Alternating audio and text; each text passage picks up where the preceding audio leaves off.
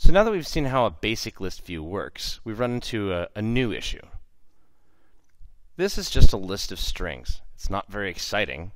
It definitely moves up and down and serves a functional purpose, but we're not going to win any design awards for an app that just shows some strings. We want these particular cells to be something that we have control over. We want to be able to design these ourselves in Vue XML and have them look, well, pretty. So, that's what a custom adapter is going to do for us. In order to make that happen, we're going to need to do a couple things. One, we're going to need some row XML that's engaging in some way. So as you can see here, we have an image view, text that's changed size and color, and all of this is in a relative layout. The height I've set to wrap content, which means that even though we can just see white go all the way down to the bottom here, it actually will be cut off here when it's rendered, right? So we want to take this little template of a row, and we want to apply it instead of using just a simple set of strings and the default Android simple list item layout. So how is that different from what we did before? Well, for one, we're going to need a data class. Here we have place, and that's going to store all the information that we might need for each of those particular rows. Our list view activity, instead of using this set of data, which was just an array of strings, is now going to use this set of data, which is an array of places. This is just a sample set of data so that we could get this up and running. As you can see on the onCreate method, it's pretty much the exact same thing as we had for a basic list view, right? We have a list view and finding the view by the ID set of code here. We are using a set adapter method call in order to set it. The only difference is that rather than having an array adapter, we're using a place adapter. Place adapter has the same constructor that we had for an array adapter. It takes a context, and then after that it takes some row XML. In this case, we're actually referencing ours, not the Android generated one. And then we have the set of data that we want to use.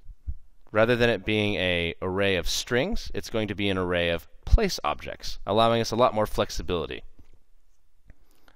Go over here to our place adapter. We can see the constructor that we are using in that method call in our activity. Our place adapter itself extends array adapter, only it's going to be for specifically place objects. So our constructor is basically just passing control onto the super. It's almost like it wasn't there, except for we're saving all those particular parameters as they come in. The context, the row XML as a resource ID, and then the data itself. The heart of this whole custom adapter thing is this method right here, getView. The getView method is what the list view is actually going to call every time it needs a new cell. So, if there's a position 0, for instance in here, it would be our art house would be at position 0, it's going to request a getView and pass in the position on the screen. So 0, 1, 2, etc. So all we need to do is return, according to its return type, a view that is what we actually want to display. Now, if we wanted to, we could just return the same view over and over again, and we'd see it happen for as many rows as there are data. But we actually want to take that template of row XML and take the data that we were using and combine it. That's why we saved a reference to the data up here and a reference to the row XML up here. So what I did is I first just renamed convertView row, because it's a lot easier for me to think about the row XML as being row rather than the word convertView. Here we're getting an object called inflator, which is a layout inflator object. It can be gathered from context, and it's what we're going to use to actually turn the XML into an actual view by calling inflate on it. After we get that particular row inflated, well, now we need to actually find the individual elements on the row that we want to change for each time that the data is different. So here we're using a find view by ID, but we're not doing it just out in the middle of nowhere. We're actually calling that method on the row view itself. This is a lot different than when we were actually manipulating stuff in activities, where we didn't actually need to specify what object findViewById was being called on. So we get our name view and our zip view and our image view. And that corresponds to our name view, which is here, our zip view, which is here, and our image view right here. So once we actually have a reference to each of the pieces on a particular row, we just get a place object from the data that we saved earlier using the position parameter that was passed in earlier. So again, this place object will reflect art house, bike shop, or camera fix, depending on what position is getting passed into the view and being asked for. After that, well, we have what we want to change, and we have what we want to change it to, and that's what these particular lines of code are doing here. We're just taking the place object, name of place, setting the text to be reflected on the view. We're doing the same thing for zip view, only we're being very careful to make sure that zip code, which is actually an int, is converted to a string. Otherwise we'll get errors. And then we're setting the image. For the image, we have to jump through some more hoops.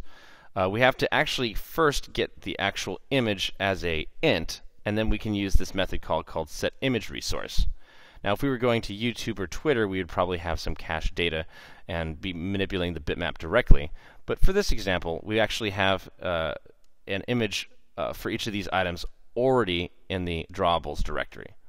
So here we're just saying, hey, context, get resources, get identifier, and we have 3 pieces to grab an image. And this is the same way that you'd grab an image if you wanted to hard code it any place in your app. So we have the name of the image, which, if you saw our data beforehand, is just the name of the actual file, but not the extension.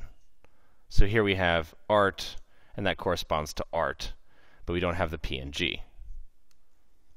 So we have the name of the image, we reference that it's in the drawable folder, and then we also need to provide our package name, which you can also get from mcontext. It's a really good thing we saved that guy. He's been pretty useful so far.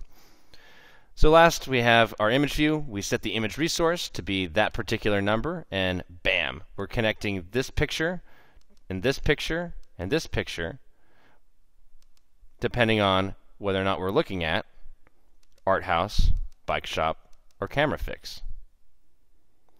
Now, after we've done all of this, we actually have to finally return the row. I mean, after all, that was the point of the getView method in the first place. When this runs, rather than seeing a bland array of strings that we can scroll up and down on, we should see something much more fully graphical.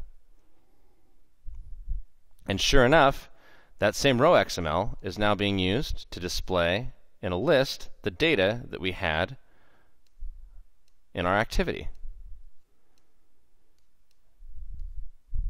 If we click on these, it's the same thing. That listener that we had set up in our list view activity for a basic list view